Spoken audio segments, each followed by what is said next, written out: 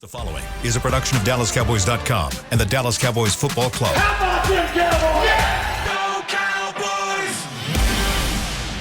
This is Talkin Cowboys. Streaming live from the Dallas Cowboys World Headquarters at the Star in Frisco. Streak touchdown! Parsons has sacked it. Prescott keeps it, and he bangs it in for the touchdown. And now, your hosts, Isaiah Stanback, Patrick Walker, and Kyle Yeomans. It's a post-draft edition of Talkin Cowboys, presented by Black Rifle Coffee Company, the official coffee of the Dallas Cowboys. Welcome into the SWBC studios, where there is some excitement, there is some frustration, there is some trash talk happening. Plenty. Always, though. But we'll get to that in the third segment, okay? We're going to talk about hockey later, okay? Because there is Who said anything about hockey? There's an in-house bet. I'm talking about hockey. Oh, okay. Yeah, in the third segment. Okay. We're going to talk about it later. Okay. Fair enough. So, but we do have a draft class to address. We have undrafted free agents that are now part of this Cowboys team. All right. Lots of new additions to talk about over the last week. So, We're not talking about the music group. Can they stand the rain? Yeah. That's a good Can one. they? We're going to find out. can they stand? We're going to find out. Here's the thing. I think there were a lot of really good additions through the NFL draft. But I think there might be a better addition happening on the show today. That's facts. So Bring it, Kyle. for those of you science. that watch and listen to us, you know there's always been a fourth chair. At one point, it was Rob Phillips. Rob P. Island. And we love Rob Phillips. Doggone right. We will always love Rob Phillips. We're go. still in a group message with Rob. WW. Rob, was it Rob? WWRD. What we Rob? Blanked out. Late night. I Blanked get it. out. Late night? It was a very late night. Okay. Very late All right. night. All right. Early morning. Early morning. Yeah. So we love Rob. Rob will always be a part of the show. He knows that. Yep. And I can't wait to see him this weekend, by the way. That'll be a lot of fun. But here's the thing. I still have his Christmas present. There has been an empty chair for a couple months now. It's been cold over there. Well, that chair is no longer empty. Today, Warm it what up. is today? Today's Tuesday third. or Wednesday, Wednesday. May 3rd, we welcome for the first time ever to the Talkin Cowboys group the newest DallasCowboys.com writer, Nick Harris. Hey, has joined Talkin Cowboys, Let's baby. go. That guy. Let's go. This guy. We've even got like a WWE That guy. entrance. Yeah, let's go. Man, you got to kick the door open this time, man. Oh, Yeah, you got to kick it open.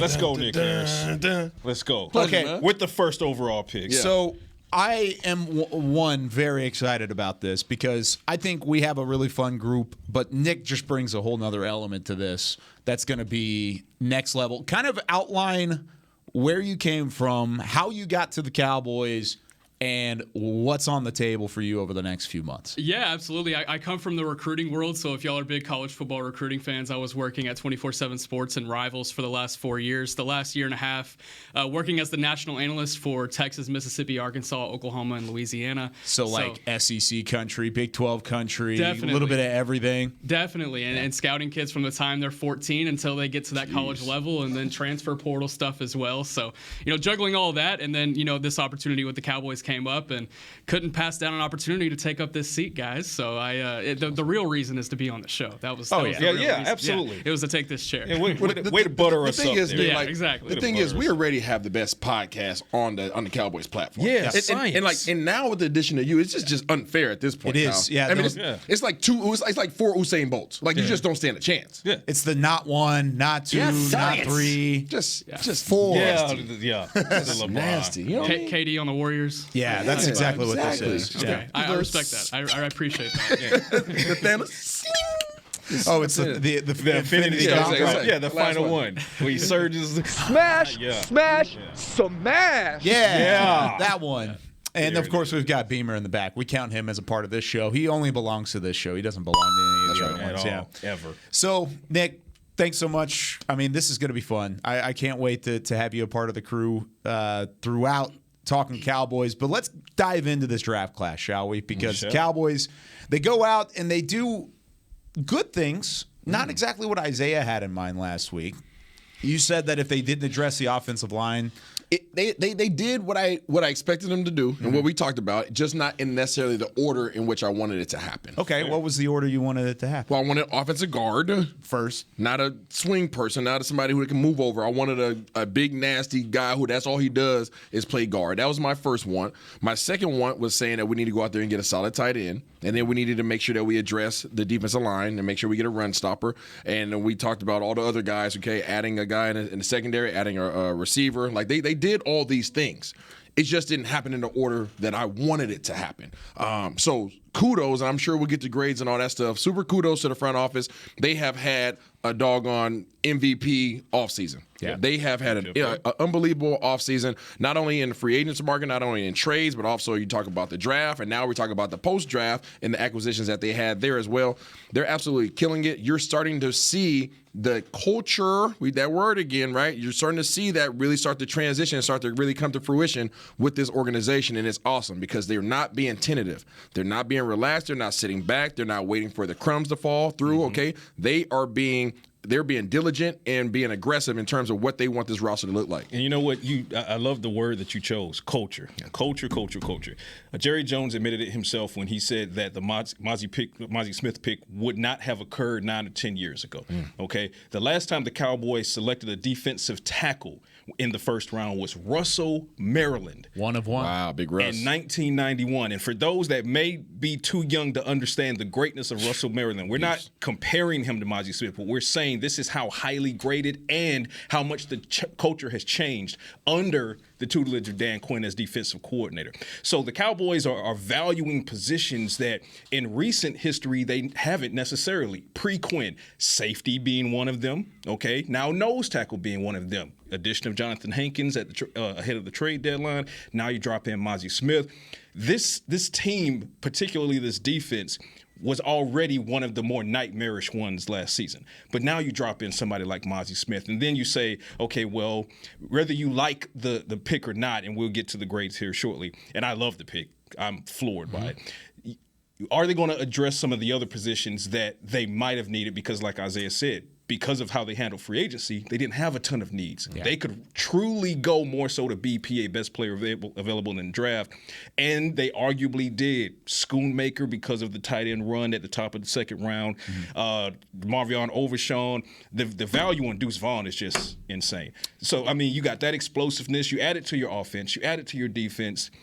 The value equation we'll talk about here shortly, but overall, they just keep knocking it out the park. Yeah, and to add another layer to the culture element, talking to all these guys, they're all really excited to be a part of this franchise, but especially the ones that came in on those 30 visits. It sounds like the 30 visits were almost like, I'm going to tap into my recruiting here, like official visits. It's what it sounds like, coming in for 2 days, the first day, being able to sit down and just really learn who these guys are. And then the second day you dive into football and, kind of see what your fit is on the team. And, I think that stood out to a lot of these guys. And, who knows down the line when maybe one of the two of these guys that they didn't draft become free agents, they think back to that 30 visit experience and that becomes a big part of it. But looking at the class, I'm kind of with you, Isaiah. I think they addressed a lot of points of need, but maybe not in the order I would have expected. I would have liked an offensive lineman in the second or third round. I fully expected it to happen by the end of day 2, and it didn't happen by day 2. Austin Richards, I do like his versatility. I like what they will be able to bring him to the table with, and maybe give some guard flexibility for him. But I guess we'll just kind of see whenever that comes around. But was it in the order that I wanted? Maybe not, but I do like that they addressed multiple points of need and that they were versatile around the entire class. And that's the thing, because it goes back to what Patrick just said. Dallas addressed a lot of needs before the draft happened. You go out, you get Stephon Gilmore, that gives you depth at corner. You go out and you snag Brandon Cooks, that's a starter at the wide receiver position. So you weren't pigeonholed into specific picks along the way. And I think it's a mixture of BPA and need, because I don't think it was straight BPA by any stretch of the imagination, because there were better players on the board, higher ranked players on the board throughout much of their draft. Maybe not on their board. I don't think they window dressed their board, but comparatively to what we had seen. And they went for specific need. But did they go with the best player that filled that need? Absolutely. I think Luke Schoonmaker is a great example of that, because they wanted Sam Laporta. They wanted Michael Mayer. Going into day 2, they thought one of those two guys would slip after only Dalton Kincaid went on day 1. So they knew going into day 2, all right, tight end is going to be a big possibility here. And they felt like, and they brought in Tucker Kraft. They know what he brought to the table. They felt like there was a drop-off from the Kincaid, Laporta, Mayer, Schoonmaker cluster of tight ends to the next cluster of tight ends. So they made the pick. They picked the tight end over a couple other positions there. So with that being said, they addressed need, but they did it with the best player available at that need at that time. And Deuce Vaughn's another great example of that. They had been searching for a running back all weekend long. Roshan Johnson was a name. Chris Rodriguez Jr. from Kentucky was a name. Then they get down to this 6th round, and they're saying, okay, we didn't get a running back. We didn't find one. Who's the best one on the board? And at that point, it was Deuce Vaughn, and it just happened to work out for a great moment. Awesome. Outstanding moment. One of the best draft moments I've ever seen in my life. Awesome. No exaggeration. Hard to top it, right? No exaggeration. But the thing is, and for everybody that doesn't know and hasn't seen Deuce Vaughn, that dude is a playmaker. Baller. He deserved to be in the 6th round. I had a 5th round grade on him. So the fact that they got that value and had that moment in the 6th round, I think it was 1-1, just a fantastic pick. So with that being said, Isaiah, and you talk about the need and the best player available, do you feel like there was a position that was neglected? Was it offensive line, even though they did go get good value with Awesome Richards and brought him to the table? But I can't. Do you feel comfortable with the offensive line spot right now? I don't know. And the reason why I say that is because I hesitate to say that they didn't take care of business, because we are all sitting here together saying that they checked every box. They did. Every box got checked. Okay, it may not have happened in the order that we wanted, but who are we to say that the 5th round pick isn't going to play like a 1st round pick? Right? We don't know. Right? We don't know. Deron Bland. Yeah, exactly. Right. So perfect example. Donovan Wilson, the 6th. fact that they addressed all their positional needs, not once, but needs, I'm satisfied. I am satisfied now. You just got to wait and see what happens. Yeah. You got to wait and see what happens. That's if you have a 1st rounder. That's if you have a 3rd rounder. Right. That's if depending on what it is. It doesn't matter. You address your needs. Now you just hope that these guys show up and play ball. Yeah, I think that the biggest crux of all of our argument in the contrary would simply be the value equation, because of the order in which these players went didn't necessarily jive with the order that we as individuals and or as a group and or as Cowboys fans might have had them valued on our respective boards. So in that capacity, we then have to defer to the recent success/failure rate of this staff, and you got to give them grace because they've earned grace. Correct. So, for example, Mozzie Smith, to your point, he checks all the boxes. He's not pure BPA, but he's not pure meat. He's quite literally both of those things. Yeah. And the same could be said for Schoonmaker. And they, had discussions on other running backs, A-Chain, but by the time they got on the clock, A-Chain was already gone. You lost out on other guys, and then here comes Deuce Vaughn. He's the blinking light, right? So as the Cowboys like to refer to a guy like that. So for me, yes, I had Schoonmaker graded later, late day 3, but the run on tight ends. What everyone needs to understand in Cowboys Nation that's listening, and I'm assuming everybody's listening because this is the best podcast out there. Say it again. This is the best podcast out there. Cool. Is that the draft doesn't operate in a vacuum. Nope. Okay? You have to, as much as you want to stay true to your board and you do your best to do so, you also have to understand that variables outside of your control will also dictate what happens next when you're on the clock. That's a Schoonmaker pick. Schoonmaker got pulled forward, in my opinion, because of the run on tight ends. But I still very much like Schoonmaker as a player. So the Cowboys still got themselves a definitive player and somebody who could come in and challenge for a starting role against Jake Ferguson and Peyton Hendershot. And you love to see that happen. But to answer your question, I think the only position, and I like what Austin Richards brings because I saw a stat, only 3 sacks allowed in over 1,000 reps, and that's a North Carolina guy. He knows how to protect the quarterback. And he was playing tackle there too. Correct. And Nick and I, we spoke with Will McClay on yesterday in a conference call, and I specifically asked McClay, is this a Tyler Smith situation where you bring a man as tackle but you commit him fully a guard in training camp? He was like, no, he's going to get reps at both. Yep. So key bit of information. I think wide receiver is still the question mark for me. That's still the question mark. There's a solid ceiling on Jalen Brooks, the 7th round flyer pick. But we have to keep this in mind. We're talking about WR4 through, let's say 6, let's say 7. Let's say they carry 7 because Turpin is a returner. So you're talking about WR4 through WR7. I feel much better about that being the conversation versus a year ago when we're trying to figure out, Jalen Tolbert, is he going to be your wide receiver 3? Yeah. Right? It's a different conversation, so I'm more comfortable with that. But they're going to try to figure it out. That would be the only position I would say that didn't necessarily get addressed completely. But I'd like to see what Jalen Brooks brings to the table. Yeah, and I think that's one of the bigger questions. And the undrafted kid. Yeah, absolutely. I think there's a lot of questions around the wide receiver depth going deeper into the offseason and ahead of training camp. There's going to be a lot of questions around that. Simi Fehoko, he was a guy that looked really good at training camp last year, didn't really get to show what he could do last season. You got Jalen Tolbert, who, many are hoping can take that next step and get to, and earn that wide receiver 4 role, because when injuries happen, as we've seen in the past, you need those guys to step up. And, I think that leads right back into the offensive line situation. When injuries happen, who's going to step in? If Tyron Smith gets hurt again, who steps in and is able to fill that versatile role? You move Tyler out to left tackle and bring in who to fill his spot. So I think there is a lot of flexibility, and we've talked about this a lot in the last few days about how much versatility is in the class.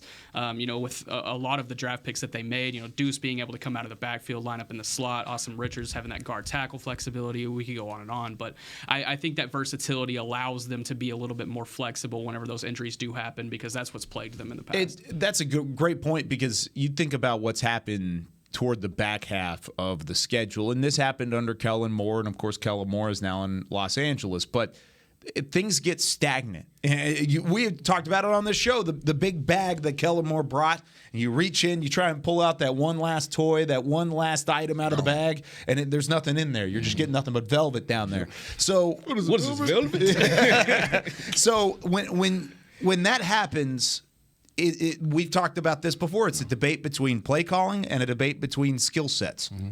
Did they go out and they add that skill set, Nick, that allows them to go deeper into their bag from a play calling standpoint by adding guys like a Deuce Vaughn and a Luke Schoonmaker you can run behind Luke Schoonmaker. You can't run behind Jake Ferguson and Peyton Hendershot as blockers, but Schoonmaker can lead the way. Yeah, it opens up your offense in a completely different way. And whenever I had heard that the Cowboys really wanted to go get a tight end that can help them in the run blocking game, I was like, oh, okay. Mm-hmm. Yeah, I like that's different. With this. Yeah, exactly. Especially with the way Tony Pollard and Deuce Vaughn can run between the tackles. I mean, we've seen, Will McClay's talked about it, Deuce Vaughn taking off for a 78-yard touchdown right between the tackles against Alabama. So, him being able to do that, in Dallas, I'm sure that's a big circle around their pick. It's exciting. Let me ask you this, hypothetically speaking.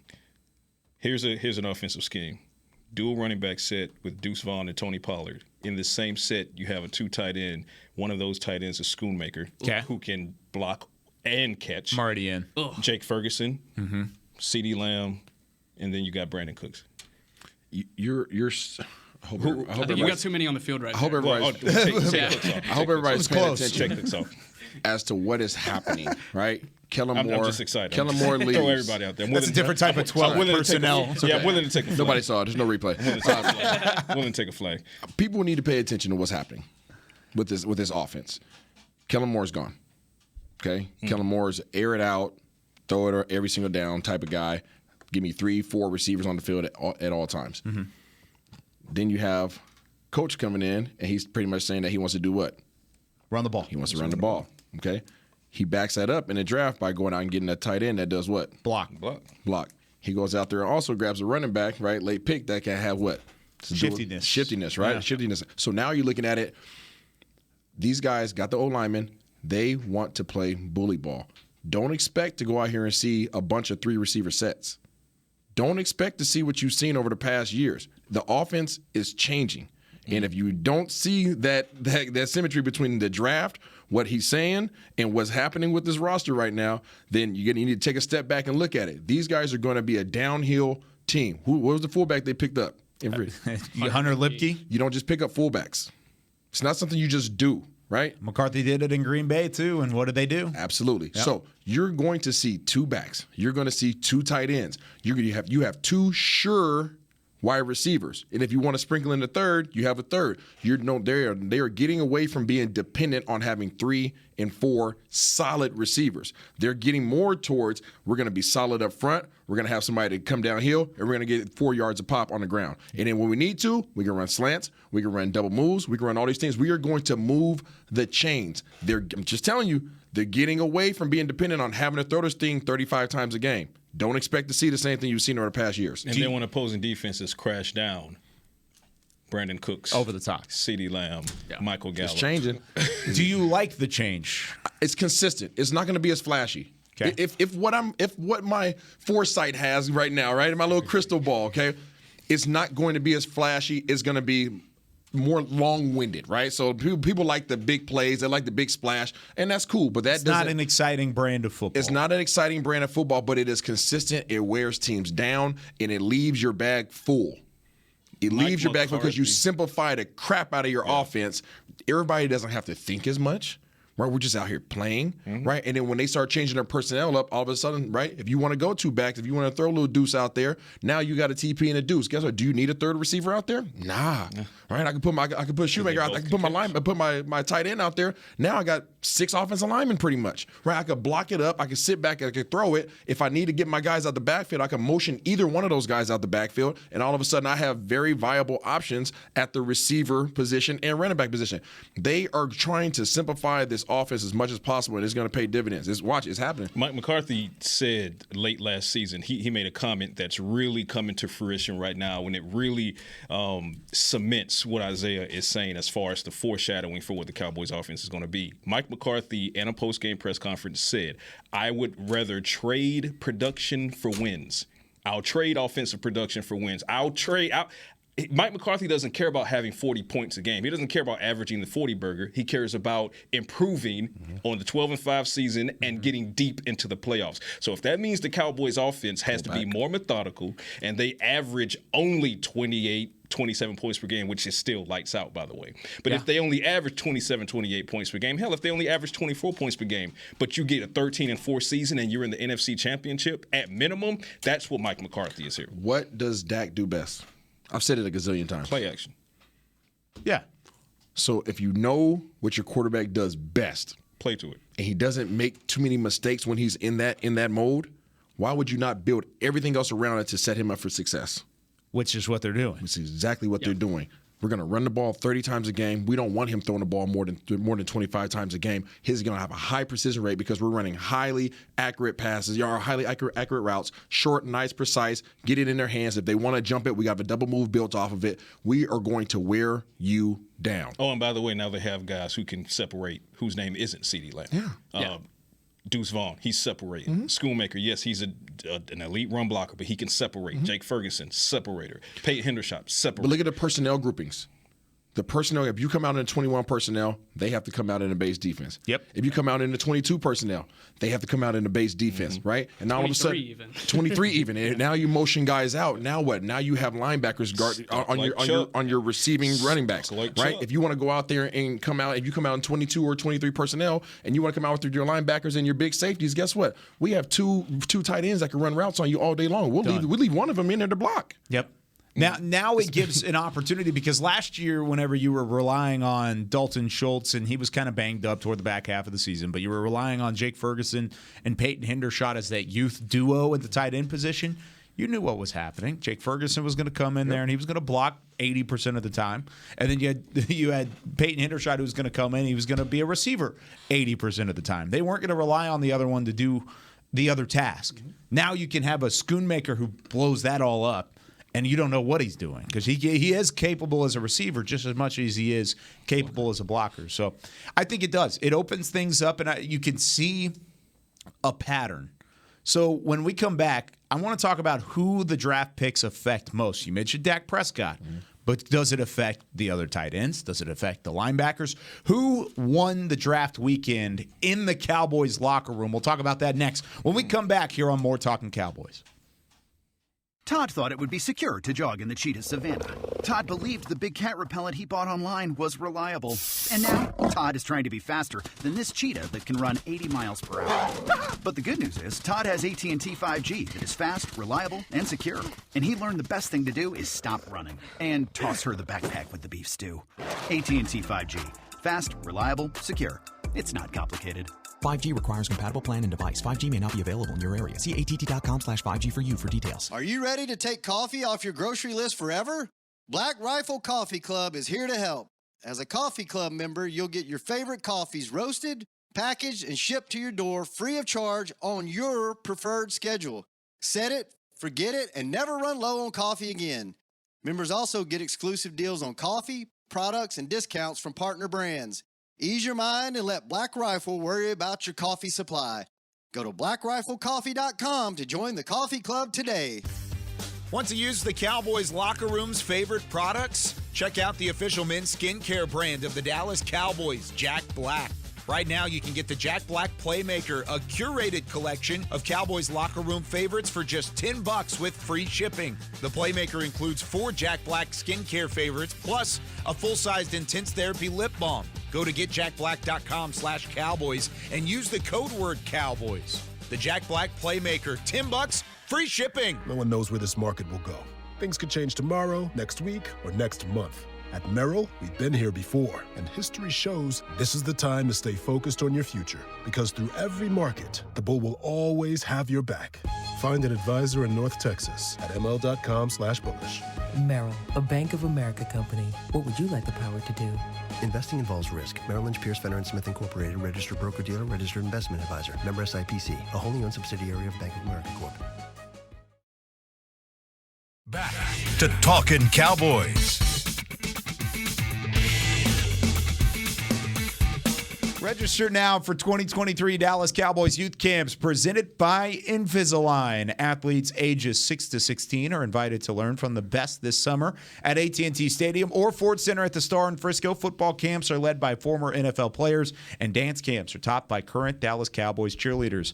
Save $25 when you sign up for camp by May 12th. Visit DallasCowboys.com/camps. Back here on Talking Cowboys, presented by Black Rifle Coffee Company, the official coffee of the Dallas Cowboys. Chris Beam, Isaiah Stanback, Patrick No C. Walker. I'm Kyle Yeomans with our newest member of Talking Cowboys, Nick Harris, joining us for the first time. All right, Nick, we're going to put you on the spot. Throw it. Go straight at it. Who won draft day inside the Cowboys locker room? If we're talking about position groups, was this a draft that builds around Dak Prescott? Coaching staff, I'll throw the coaching staff in there too. Who won draft weekend by the acquisitions that the Cowboys made?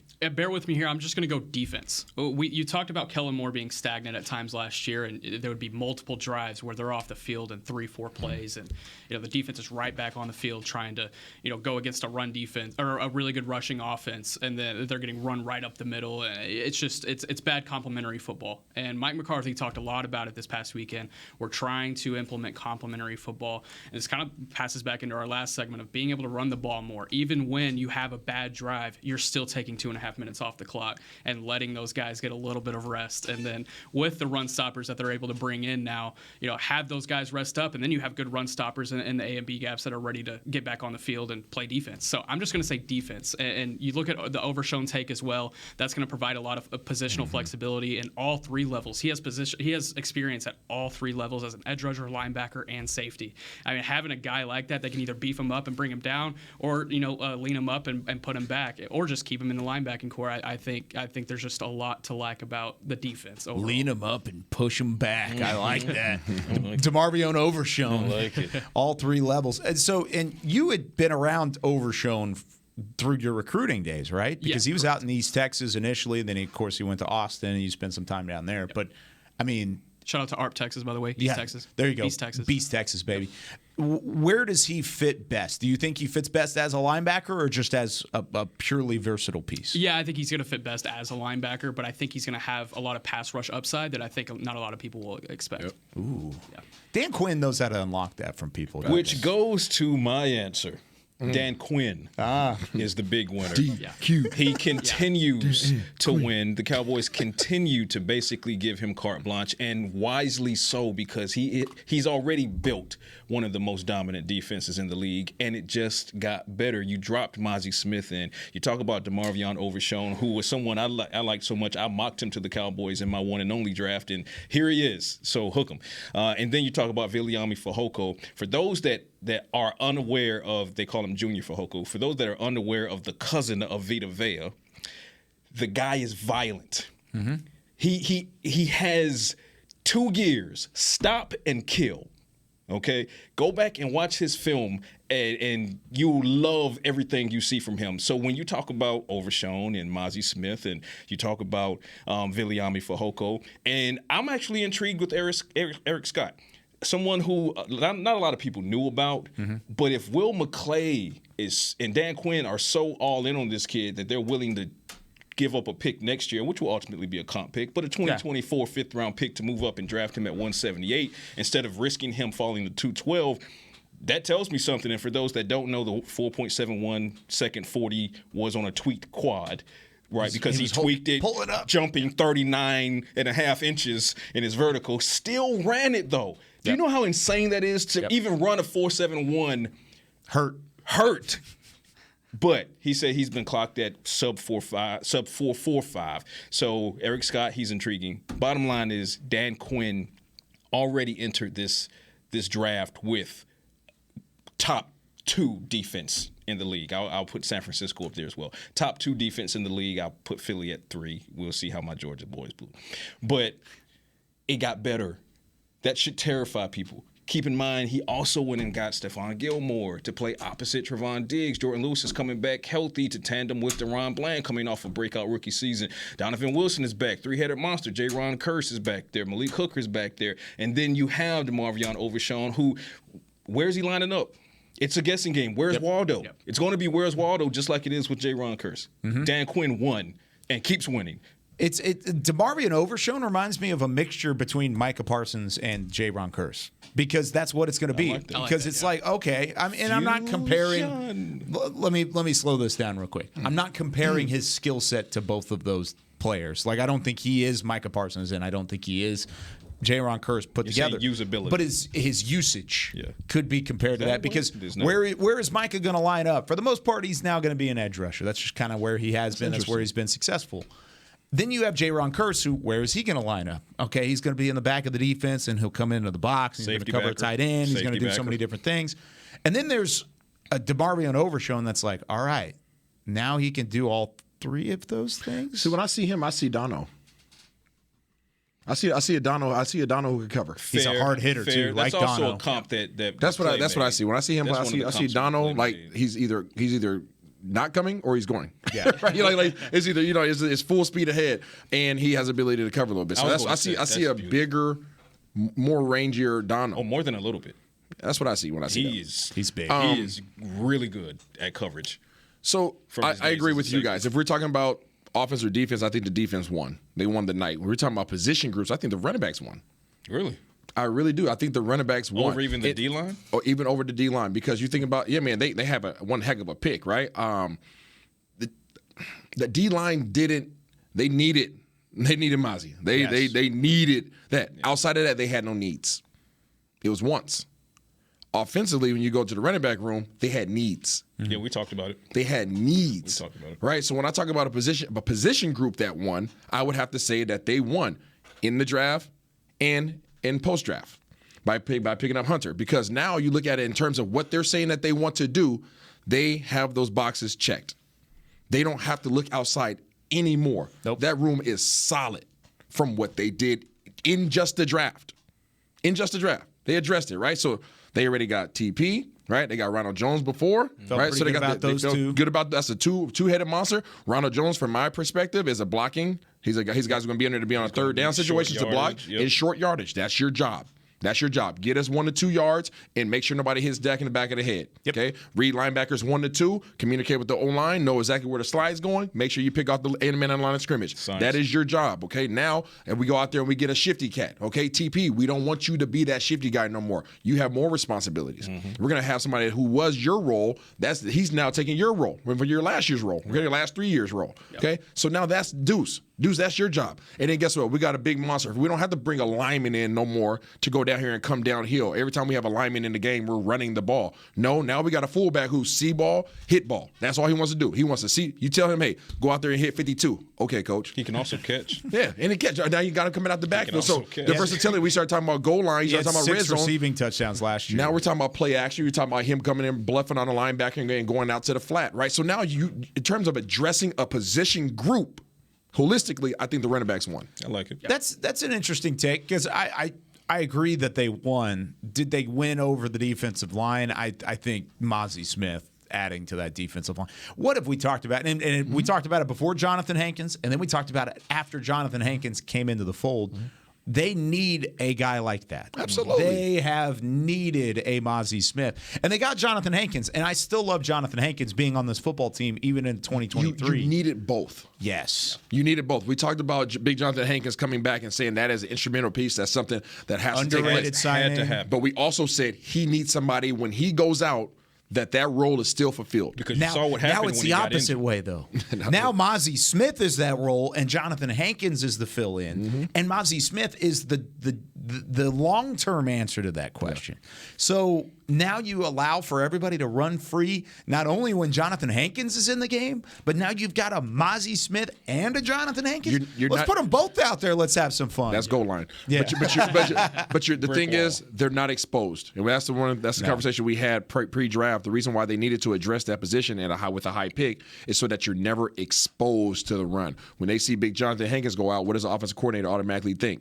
The middle of the defense is weak. Yeah, we can go right up the middle, okay, if we want to. We can do quarterback sneaks if we want to. We can get easy yardage because that's where they're soft at, right? They're soft, right? What did Michael Jordan do? He took his weakness and he made it his strength. What did the Dallas Cowboys do? They took their weakness, they just made it their strength. That's how you address your roster. They did one heck of a job, and now we have a rotation, right? We have all these defensive ends, we have all these tackles, right? But now you have a rotation of a guy who's going to sit in the 0 or the 1 gap. Well, here's what I say, and careful with this because I think that you'll see sets of Mozzie and Jonathan Hankins together in more than just goal line. Correct. If you read the tea leaves and listen to what Will McClay is saying, Stephen Jones was saying, when you listen to what Mozzie Smith is saying. So I rode on the transport with Mozzie Smith from DFW upon his first arrival to the Star here at Frisco.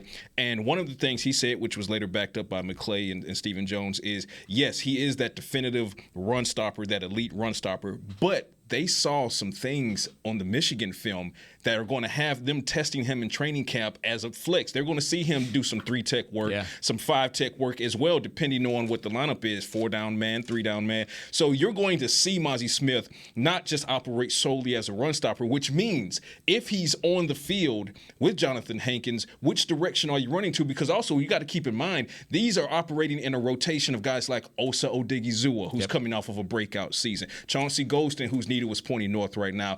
I have to say it again, Dan Quinn was already a winner coming into the draft, and the fact that they drop a nuclear weapon like Mozzie Smith onto the table and then sprinkle in another weapon in Viliami Fehoko and then say, hey, DeMarvion Overshown, come on in and join the party. This defense as a whole, to Nick's point, is insane. It's ridiculous. We saw Dan Quinn kind of sneak over to the end of the table in the front office after they made that first round pick and they officially made it. And damn, that smile was ear to ear.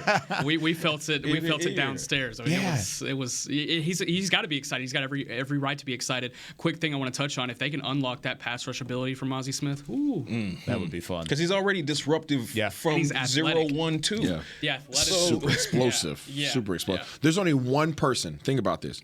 There's only one person on this defense who's asked to play one position. Jonathan Hankins. That's it. Yep. Everybody else is interchangeable. Just get in there, big boy. Just get in there, big boy. And I mean, if we would have talked about it last week, if we would have in our lead-up show said, okay, 3 of the first 4 picks are going to go to the defensive side of the ball. 1, I don't think we would have believed it. I would not have. And 2, I don't think we would have been as excited about it. But that's what Dan Quinn brings as an element because there's a trust factor there. Because of what he's done, because of the guys that he's hit on and the guys that he's stood on the table for have worked out. They have been there, they've done that, and they've shown it. So he's earned that ability to go in and say, guys, I really want a Mozzie Smith. Even though I know we need offensive line, but I'm here. Look at me. This is my 3rd year as defensive coordinator. We need a Mozzie Smith. Let's go get us a guy. Real quick, we need to go to break. Yep.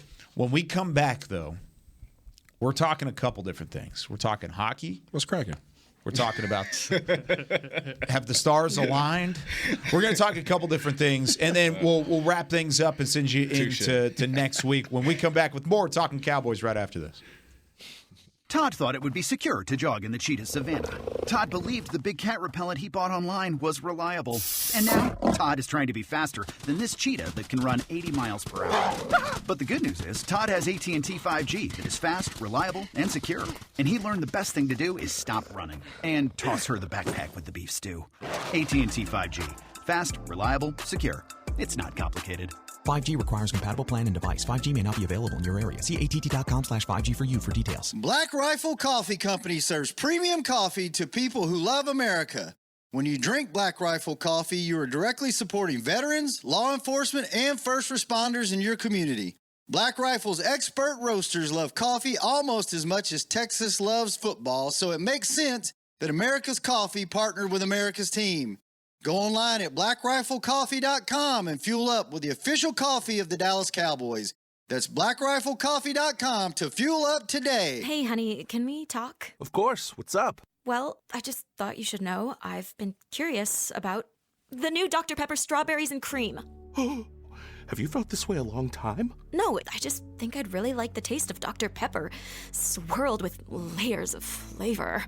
If you feel that way, I think you should try it, babe. It's amazing. I mean, you're amazing too. New Dr. Pepper strawberries and cream. The new flavor you deserve. Want to use the Cowboys locker room's favorite products? Check out the official men's skincare brand of the Dallas Cowboys, Jack Black. Right now, you can get the Jack Black Playmaker, a curated collection of Cowboys locker room favorites for just $10 with free shipping. The Playmaker includes 4 Jack Black skincare favorites, plus a full-sized intense therapy lip balm. Go to getjackblack.com/Cowboys and use the code word Cowboys. The Jack Black Playmaker, $10, free shipping. Back to Talkin' Cowboys.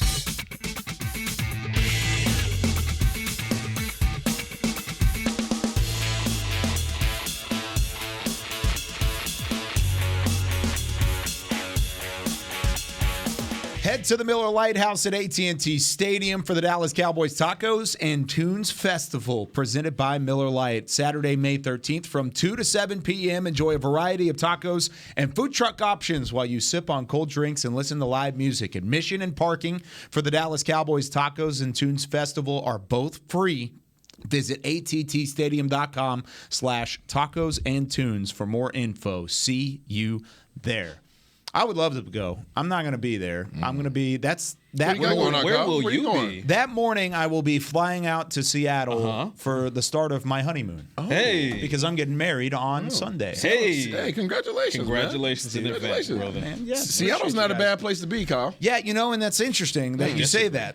I disagree. So last night, and actually, it's cracking in Seattle. I disagree vehemently. It is cracking in Seattle. You know that? You ever been? It's amazing. This started yesterday afternoon. I called you and we were talking about a couple things. And I was like, I forgot Dallas and Seattle are playing in this series, and that, of course, they go back and forth. Of course, last night was at the American Airlines Center. The Climate Pledge Arena up in Seattle is the other the other games of the series. I was like, I wonder if there's a game that would overlap while I'm in Seattle. I'm only there for one night during this series specifically. Priorities. Because, then we're going on a cruise and whatever. But that one night is going to be Game 6. And I found that out last night, and I spent way too much money on SeatGeek, baby. I went on SeatGeek and half of it was locked fees. it in. You can't. Man. You can't put a price on being in the building Experience. when the Stars eliminate the Kraken. They put a Seattle. price on it. You can't put a price on it. There was a price on it, no doubt about it. It was just a big price. But the hotel we're staying at is like a couple blocks away, and so we're going to walk to the stadium if they go. But here's the thing. If only someone knew anybody in the Kraken's organization. If only. Yeah. If only. This is all happening there's more to that before story. I heard about Isaiah being front row last night. Buddy with the Kraken's ownership group. And I didn't even get a text message about this Nor thing. did I. Didn't even hear about it. But you know what, Isaiah? I was couch surfing while you were Same here. rubbing elbows. I was in with there. The elite. I was in there pissing off all the Stars fans last night. It was awesome. Okay, man. so for those that don't know, and you should know if you listen to this show, Seattle.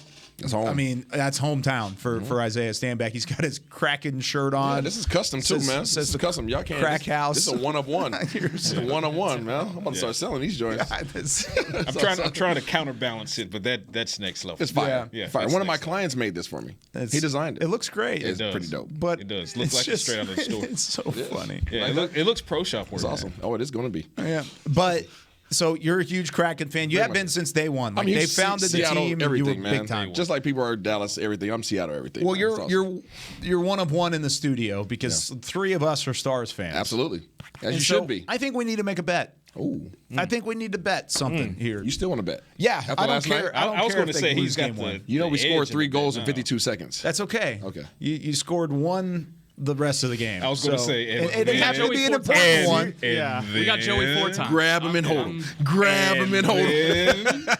You tried. Yeah, You tried to let go. I got of him. nervous. We got Pav God, so we're not. facts. We'll be all right. Bro, Pavletsky. I mean, oh my that gosh. dude, man. Pavelski. I don't know why I said Pavletsky. Okay. I think it's a football player. I don't know. Pavelski, though, oh man, that was nuts. 4 goals last night. Okay, here's the thing, though. Okay. We gotta come up with the bet that's happening here. Of course, it's a series win. Stars win the series. Kraken win the series. Spot you won.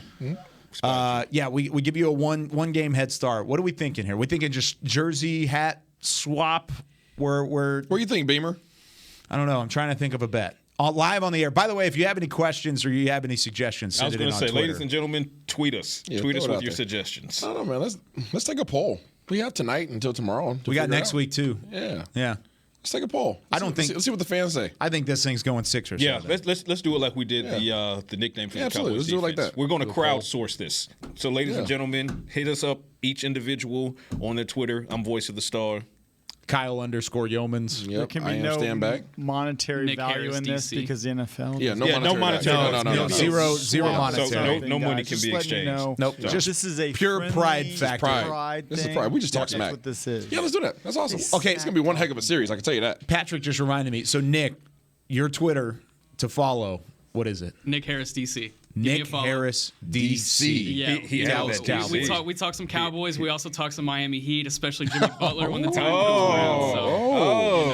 comes around. So, Hey, come tap in. So your Heat Yeah, big time. almost pulled it out without Butler. Hey, I'll Should take have. It. I'll take it. Should have. You see Jimmy last night just smiling and Yeah. waving to the crowd. If you man. guys can be Heat that in competitive 5. without Heat Jimmy in 5. in the Garden, Yeah. This is Talking Cowboys, but also, I mean, the way that this show is run, this is like sitting at a sports. bar. We're sports guys. We're sitting at a sports bar or talking with your friends. We're gonna tailor it to be. I respect anybody who represents a city. Man. Exactly. Man, I wish this series was like last week. You Go want to know why? Dogs. I do not wish it was. You want to know why it was? I wish it was last week. Why is that? Is because that bet could have been you wearing a Kraken jersey down the aisle. That's not happening. That is not. I would have never make that bet in the first place. Why you wouldn't? They're not confident, Kyle. No, there's a couple different reasons why.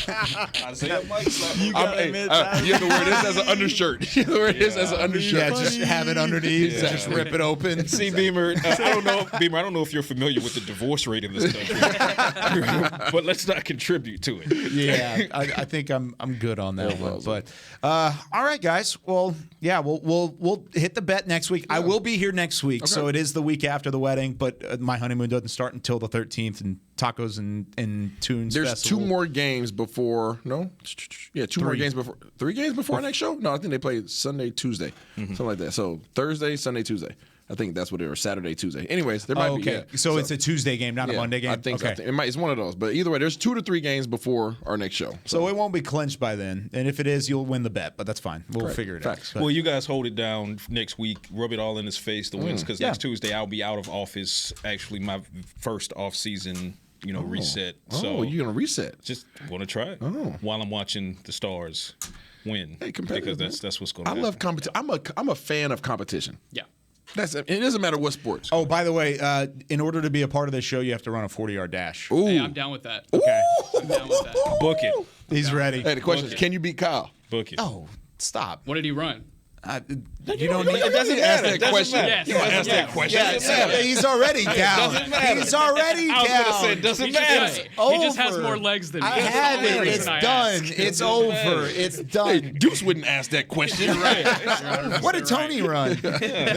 No. All right. The answer is yes. And you have to try to beat me in cornhole. Yeah, and then you got to try and beat Beamer in cornhole. Hey, I am pretty good at cornhole. Ooh. Careful. I'm not. This is not a challenge. Beamer? I'm just saying I might like be a the challenge. second. Say with your chest. Yeah. Hold on. We got a thing on here. There's a Say it thing, with your okay? chest. And we have Say It With Your Chest Fridays, but being that our show's only once a week right now, Yeah. we say it with our chest. it with your We don't chest. back Okay, down yeah. from comments. We stand behind what we say. Say it with your chest. Sometimes it's going to be received well, sometimes it's not, but we stand behind it. We say it with our chest. Chris Beam, you can see me outside. Let's go. Welcome to the show, Nick Harris. All right, we'll be back next Tuesday at our normal time, 10 a.m. Central Time, right here from the Star in Frisco. For Chris Beam, for Isaiah Standback, Nick Harris, and Patrick Nosey Walker, we also do the chopper at the end of the show. There you go. Shouts out to Rob Phillips. Yes, sir. Rest in All peace right. to the See you next week on Talkin' Cowboys. This has been a production of DallasCowboys.com and the Dallas Cowboys Football Club.